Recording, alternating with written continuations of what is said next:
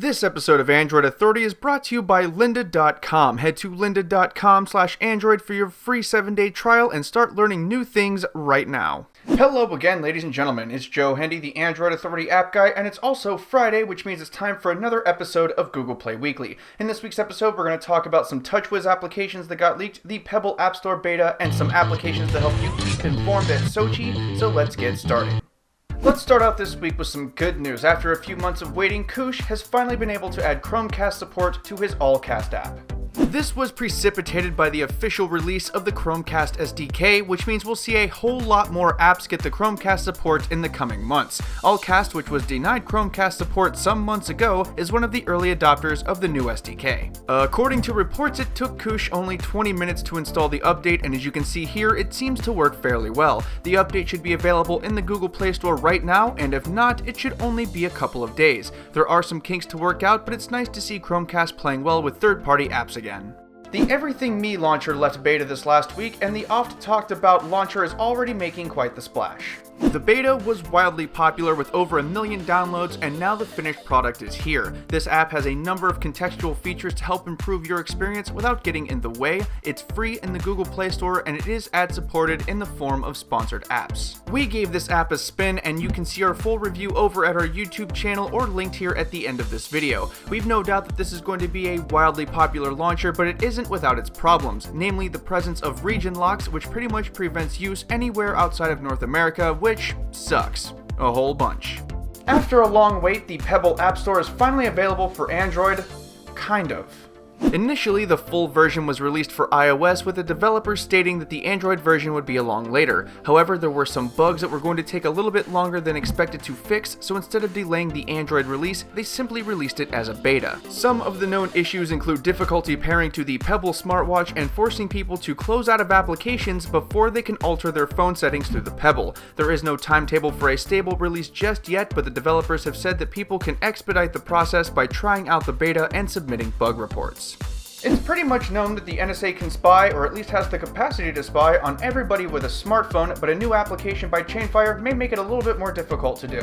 The application is called PryFi, and here's how it works. Your device has what is called a MAC address, and using that MAC address, applications, your device, and certain government agencies can track your location when your MAC address pops up on a Wi-Fi network. So let's say you go from your home to the airport. When you log into the airport Wi-Fi, trackers can go, hey look, there's that MAC address again. That dude must be at the airport. What this app does is randomize your MAC address so that this doesn't happen. It doesn't affect location services of applications. Google Maps can still see exactly where you are, and so can applications like Facebook and Foursquare. The difference is that your MAC address is changed, so those who would track you using your MAC address can no longer do so because it's random and different every time you connect to a new Wi-Fi network. It's nifty, it's great for privacy, and it's available in the Google Play Store right now for free.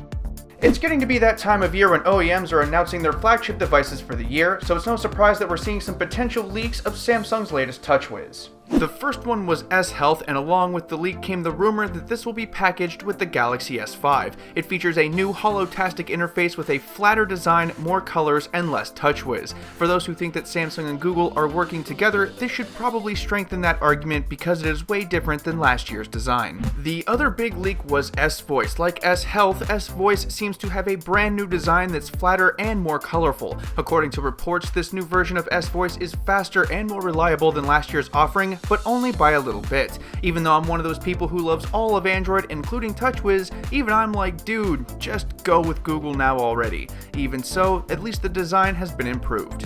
So who wants to see some trending applications? In this week's edition, we're going to go over some applications to help keep you up to date in the Sochi 2014 Winter Olympics. As usual, if you want to check out any of these applications, you can find the links in the written companion, which is in the video description. First up is Yahoo Sports. Having surpassed ESPN as the most popular source of sporting news, it's a natural choice for keeping up with the Olympic Games. You'll have access to news as it happens, along with rosters based on nation. Simply put, it's a worldwide source of sporting news, and it's one of the best. Next up is Sochi 2014. Wow, with this application, Samsung device owners can keep up with what's going on in the Olympics. One nifty feature is a guide that explains what each event is and how to play that particular sport, which can be helpful. And for those who are wondering, WOW doesn't actually mean the term that expresses awe, but actually stands for Wireless Olympic Works. NBC's Olympic Highlights app does pretty much what the title says it does. It delivers highlights in video and photo format so you can see what you may have missed in Sochi. It's not a comprehensive news application like some of these other ones, but it is a good and quick way to find highlights in your favorite events. If you're not down with reading all of the articles or viewing all of the highlights, 2014 Sochi Winter Games app is a really good option. All this app really does is provide a medal counter and a schedule of the day's activities and times. That's really it, folks. Something nice and easy for quick reference. Finally, the Score updated their application specifically for the Olympic events, which means there are a lot of fun and useful features for those who want to keep track. This includes a medal alert notification, up-to-the-minute news, and separate sections for men and women, as well as hockey because this is a Canadian news source. It's free and it'll have good coverage, plus it has good coverage of other sports year-round, so it's an all-around good option.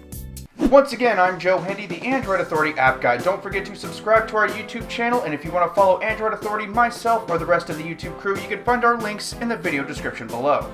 If you're hanging out for a minute, we have a couple of awesome videos for you to watch right over there. Finally, don't forget to check out the written companion in the video description for all of the download links. Thank you again for watching, and have a wonderful day.